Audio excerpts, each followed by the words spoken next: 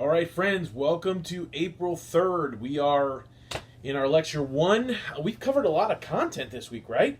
And also, I moved your response off until Sunday because I wanted you to be able to respond to all of the lectures. And I will post the prompt tonight. And that way you'll have about 3 days to work on that for Sunday night. It'll be a short prompt, don't worry. It's not going to be huge or long. But it is going to reflect the content of these lectures over the last couple weeks. So you're going to want to make sure that you spend the time that you're going to need watching the lectures. So I've found a way to deal with my hair issue. I'm going straight hat probably for about the next month. We'll see how it goes. I'm working on a bit of a flow. We'll kind of see how that works itself out. Although I am tempted to let my sons cut my hair. So we'll see how that works out. All of which you'll get to see online. Isn't that exciting? But I miss you all. I hope you're all doing really well. I want to jump in here first. We're gonna continue on in our conversation. So on Wednesday we spent a lot of time talking about the world behind the text because it's such a significant portion of our exegesis. It matters. The richness and texture that we glean from that world behind the text matters immensely. I want to make a shift now to the second of those worlds. So we've been talking about the world behind the text, world of the text, world in front of the text. And we're going to make a move right now into the world of the text, where we actually look at the actual text itself, believing that somehow there is meaning wrapped up in how text presents itself to the reader. So we'll do so by engaging in sort of a devotional thought, if you will, on the front end, and then we'll make our way through the content. So if you go to your modules, you'll find there is another PowerPoint number 4. Hopefully these PowerPoints are helpful for you. They're there for you to be able to kind of refer back to. You can download them. That way you have them for the future, kind of help you out in the future. But here they are, okay? Now go to the second slide, the good to know, right? Here's the question for you. Which are you? When you talk about the content of the world of the text, there's some stuff happening in the text that sometimes we miss. And this is where I've learned quite a bit from rabbinic studies, right? And so I have a rabbi that I really enjoy reading. His name's Louis Jacobs.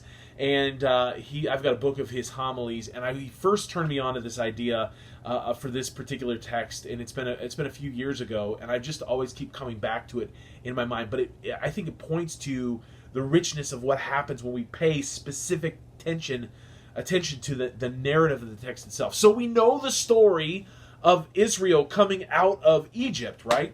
Israel comes out of Egypt. God sets them free through the Passover. And then there's this moment where he says, go back the way you came. Basically, you're going to serve as bait. This is all in Exodus 14. Bait in your own journey. He then takes them right up to the edge of the Red Sea. And there's this moment where the Red Sea is before them, and the enemy is breathing down their throat. God causes a great darkness to come and confuse the Pharaoh and his chariots. And then God says, put out your staff and I will be faithful, right? So I want you to read Exodus 14. But there's a little bit in the passage here that I really want to point out. This is the work of the paying attention, close attention to the narrative of the text, okay? So in Exodus 14, 15, and 16 says this. Then the Lord said to Moses, why are you crying out to me? Tell the Israelites to move on. Raise your staff, stretch out your hand over the sea to divide the water so that the Israelites can go through the sea on the dry ground.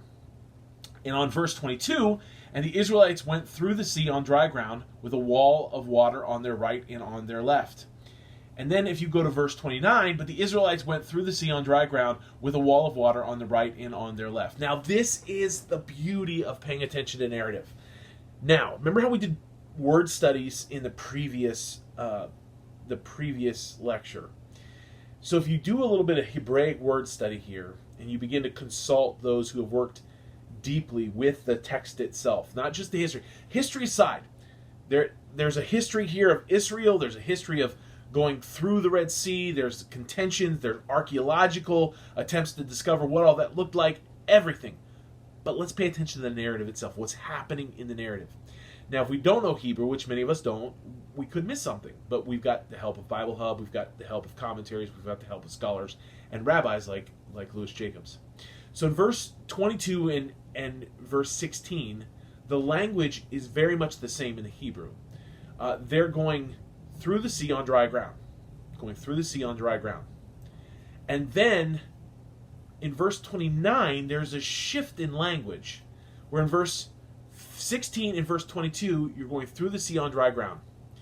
Then in verse 29, there's this sort of shift where it becomes more like on dry ground through the sea, right? So I want you to think about this. When Moses says go, and he puts out his staff, and he calls the people to move on, right?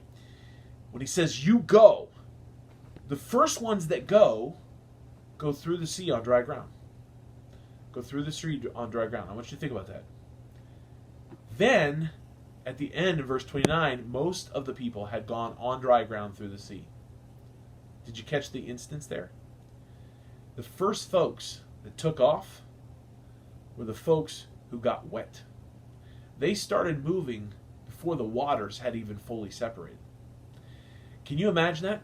Moses says, go, and there were some people who had the faith to step into the water even before it had fully receded, even before it had fully split. They're walking through the water onto dry ground, through the water. Is it at their ankles? Is it at their knees? Do they get to their hips? Do they get to their chest before it splits? At what point do they wonder, how long can we keep walking before this thing splits?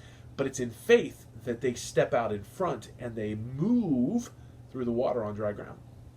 There's a group of people, probably in the back, who moved on dry ground through the water. Think about that.